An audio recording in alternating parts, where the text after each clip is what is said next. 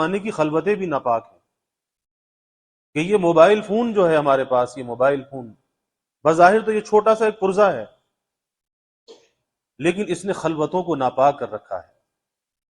اس تنہائی میں، خلوت میں، کہ جہاں پر کوئی نہ ہو، انسان ہو، تنہائی ہو اور یاد یار ہو، اس تنہائی اور خلوت میں بیٹھ کر اپنے اللہ کو یاد کرے، اللہ کی محبت سے اس کی آنکھ میں آنسو آ جائے، اللہ کے خوف سے اس کی آنکھ میں آنسو آ جائے۔ یہ آنسو اللہ کو کتنا پسند ہے، اللہ اس آنسو کا کتنا قدردان ہے کہ تنہائی تھی، خلوت تھی، کوئی دیکھنے والا نہیں تھا، لیکن اللہ کے ڈر سے اس کی آنکھ میں آنسو آ گیا۔ اللہ کہتا ہے میں اسے قیامت کے دن اپنے عرش کے نیچے جگہ دوں گا، کیونکہ یہ تنہائی میں میرے لیے رویا تھا، اس خلوت میں اس کی آنکھ میں آنسو آ گیا تھا، اور اب تو یہ خیال ہے کہ یہ موبائل پاس ہے، تنہائی ہے، خلوت ہے، اور ذہن میں تصور یہ ہے کہ کوئی دیکھنے والا نہیں ہے۔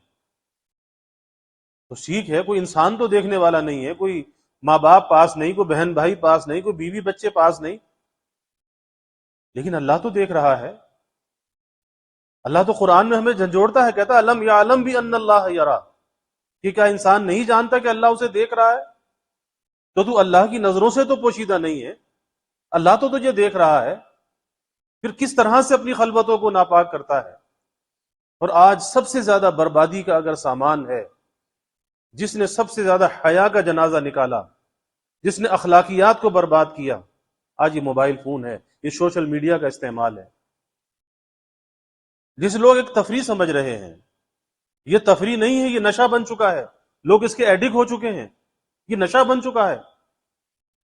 اس حد تک یہ نشہ بن چکا ہے کہ بچے سے اگر باپ یہ کہتا ہے کہ بیٹا میرا یہ کام کر دے، بیٹا کہتا ہے مجھے نہیں کرنا۔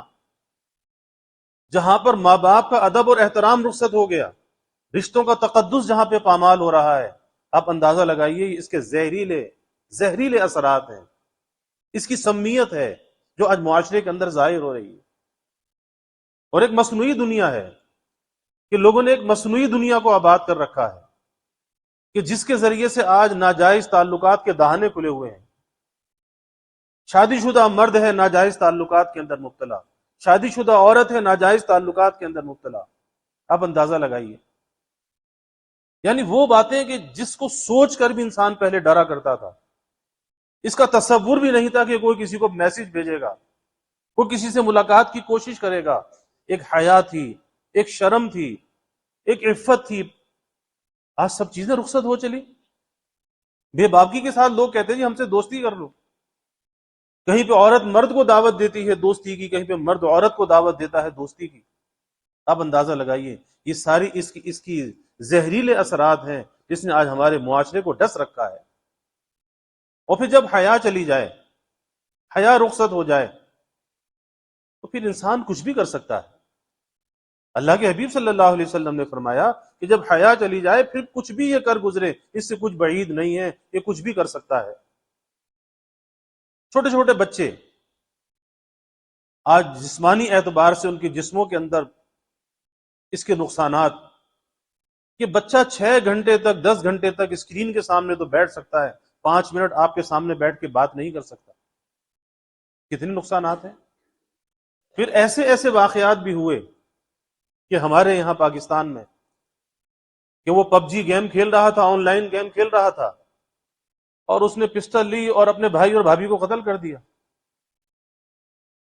اب پولیس نے گرفتار کر لیا، پوچھا کہ بھائی کیوں قتل کیا؟ کہا جی میں تو سمجھ رہا تھا کہ یہ کھڑے ہو جائیں گے دوبارہ، جیسے اس گیم کے اندر ہوتا ہے کہ کسی کو شوٹ کر دیا اور وہ کھڑے ہو گئے، تو سوچا کہ یہ بھی کھڑے ہو جائیں گے، اس لیے میں نے شوٹ کر دیا۔ اندازہ لگائی کہ 70-72 گھنٹے سے کھیل میں لگا ہوا تھا، اس کا دماغ معوف ہو چکا تھا، اسے پتا بھی نہ چلا کہ میں نے بھائی اور بھابھی کو قتل کر دیا۔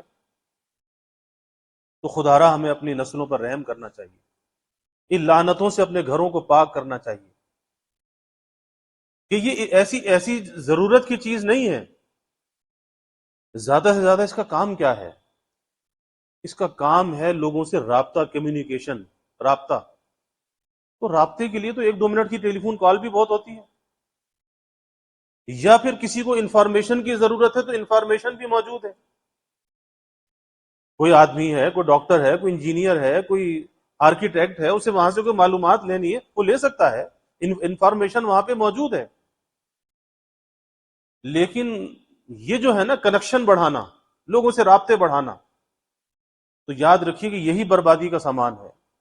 لائکس اور اس کے اوپر جو ہے کتنے جو ہے سبسکرائبر اور کتنے لائک کرنے والے، کس نے یہاں پر بربادی پھیلائی ہے کہ جس سے انسان کے رشتے تباہ ہو رہے ہیں، رشتوں کا احترام ختم ہو رہا ہے. اصل چیز جس سے انسان کی زندگی کے اندر خوشی آتی ہے وہ رشتوں سے آتی ہے. شریعت نے رشتوں کے حقوق کو بیان کیا ہے، عام مسلمانوں کے حقوق کو بیان کیا ہے کہ جب بھائی مسلمان کا سامنا ہو اسے سلام کرو اور وہ بھی تمہیں اس کا جواب دے. اب دونوں طرف سے سلامتی کی دعاؤں کا تبادلہ ہے. وہ اس کو سلامتی کی دعا دے رہا ہے، رحمت و برکت کی دعا دے رہا ہے، اور وہ اسے سلامتی کی، رحمت و برکت کی دعا دے رہا ہے. اور یہاں کیا کیفیت ہے؟ یہاں یہ کیفیت ہے کہ واٹس ایپ کے ذریعے سے 100 200 میسج آ جاتے ہیں، چلے جاتے ہیں، پوری دنیا میں سلام پھیل جاتا ہے. لیکن گھر میں جو ماں باپ موجود ہیں، بیوی بچے موجود ہیں، ان کا آمنا سامنا ہوتا ہے، کبھی زبان پہ سلام بھی نہیں آتا جن کا حق ہے. حدیث میں آتا ہے کہ جو آدمی اپنے گھر میں داخل ہو بیوی بچوں کو سلام کرے اس گھر میں فاقے کی نوبت نہیں آتی. یہ مصنوعی دنیا ہے کہ ساری دنیا کے اندر تو رابطہ ہے، لیکن گھر میں بوڑھے ماں باپ موجود ہیں، انہیں خدمت کی ضرورت ہے، ان کی تو مزاج پرسی بھی نہیں کرتا، پوچھتا نہیں کہ ابا طبیعت کیسی ہے، ماں طبیعت کیسی ہے، نہیں پوچھتا. آپ اندازہ لگائیے یہ بربادی پھیل رہی ہے.